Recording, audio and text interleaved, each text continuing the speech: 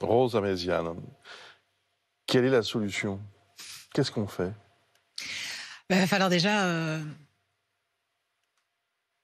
comprendre ce qui n'a pas fonctionné depuis 40 ans.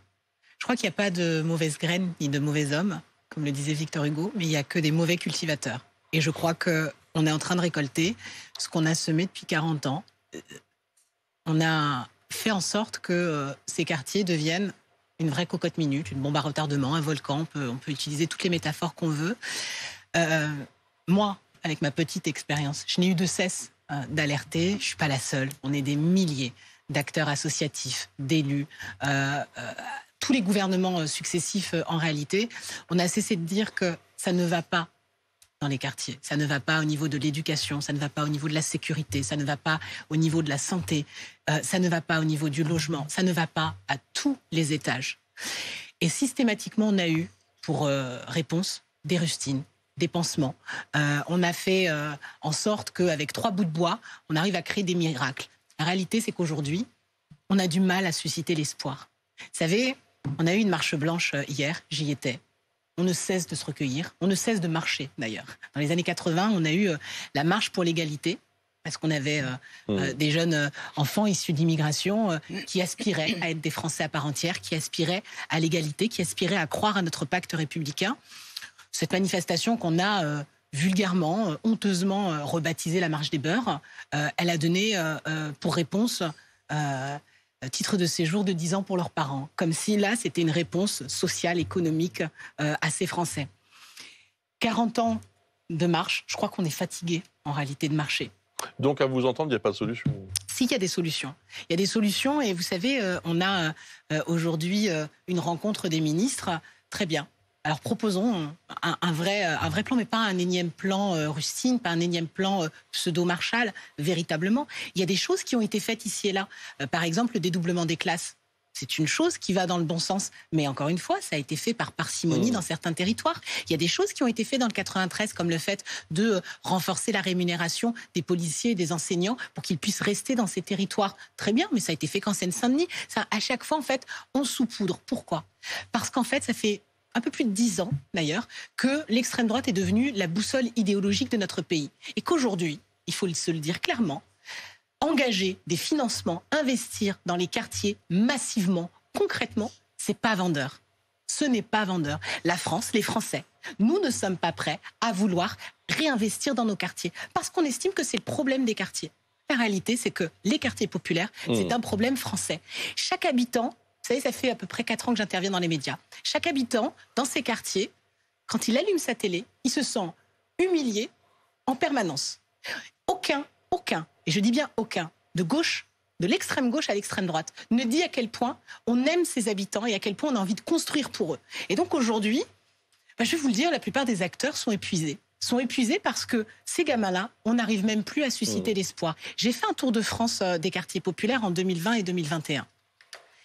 J'ai vu un tel niveau de désespoir et de désœuvrement que je n'aurais pas cru. Des quartiers qui ont été réhabilités par l'ANRU sont même infestés de cafards et de rats. Et il va falloir effectivement que les choses se passent dans le calme, pas comme la Marche Blanche.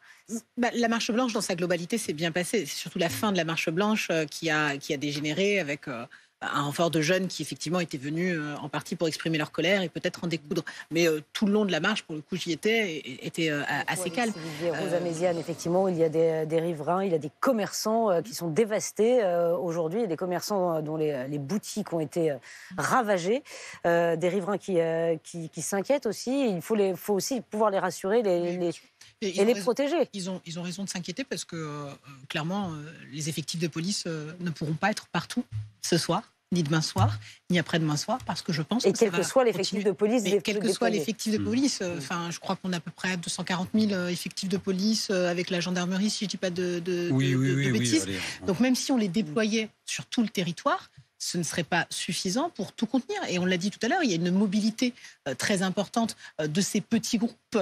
Et aujourd'hui, certains sont là pour exprimer leur colère, pour en découdre. Ils ont le sentiment en plus de ne pas être entendus, parce que je reçois des milliers de messages depuis hier.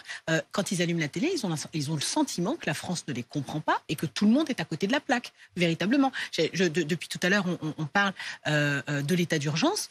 certes, ça ne va strictement rien changer à leur colère. Vous pensez que ça ne va rien changer? Je pense que ça va peut l'amplifier? strictement, peut-être pas l'amplifier, mais en tout cas, ceux qui ont décidé hier soir seront également ce soir dans les rues. Et je vous assure que je ne prends aucun plaisir à vous annoncer ça, parce qu'on ne cesse d'appeler au calme, véritablement. Mais c'est une réalité aujourd'hui, et c'est très bien qu'ils se réunissent pour l'état d'urgence. Encore une fois, où est la réponse politique au problème que cette vidéo, véritablement, elle a ce soir, choqué Emmanuel Macron va pas faire des annonces, annonces majeures pour calmer les choses. C'est-à-dire que la priorité, c'est de protéger ceux qui n'y sont pour rien, on est d'accord. Il y a deux temps. Il y a le temps de la sécurité. Bien évidemment, tout le monde aspire à ce que ça se calme. Le problème, c'est qu'on est en pleine vague. D'accord ? Donc là, la vague, quand on se la prend, on peut juste essayer de limiter la casse, mais on est en train de se la prendre. Et c'est exactement la temporalité qu'on est en train de vivre aujourd'hui. Maintenant, il faut quand même des annonces fortes. Et véritablement, je ne veux pas être dans une marotte sur la question des violences policières illégitimes, mais c'est un vrai sujet qui doit être posé sur la table, véritablement. Et après, encore une fois, il y aura le temps long d'un vrai plan pour les banlieues. Et depuis tout à l'heure, toutes les personnalités politiques que j'ai entendues depuis ce matin, véritablement, c'est le yaka faucon. Je ne sais pas ce qui va sortir de cette réunion, mais si véritablement on n'est que sur plus de muscles et plus d'uniformes, qui est nécessaire, véritablement, puisque la situation est catastrophique, ça ne suffira pas. Parce qu'aujourd'hui, ces jeunes, et je ne cesse d'avoir des éléments avec des associatifs, des acteurs de terrain, j'y vais encore tout à l'heure, véritablement, nous disent, on nous entend pas. Et de toute façon, il n'y a que maintenant qu'on parle des quartiers. Parce que si ce n'est pas dans des faits divers, on parle de nous quand ça casse. Et je crois qu'à un moment donné, on n'entend pas que les images... Il n'y a pas que les quartiers, pardon, mais il n'y a pas que les quartiers qui ont été touchés. C'est pas que les quartiers. Oui, mais c'est des centres-villes, c'est des commerçants. C'est pas une question de quartier simplement. Non, mais parce qu'ils se déplacent. Mais aujourd'hui, c'est la jeunesse des quartiers populaires qui est en train de s'exprimer. Bien qu'elle aille sur les centres-villes ou bien qu'elle aille même au cœur de Paris. Aujourd'hui, elle est en train de s'exprimer. Elle est en train d'exprimer une colère où véritablement, je crois qu'on ne se rend pas compte du choc que ça a été. C'est un peu comparable à ce qu'on peut voir parfois aux États-Unis. Le choc des images, c'est véritablement, Naël, c'est la victime de trop. C'est véritablement la victime de trop. Et on le sait de toute façon. Si on ne traite pas les sujets, vous savez, on aura d'autres déflagrations.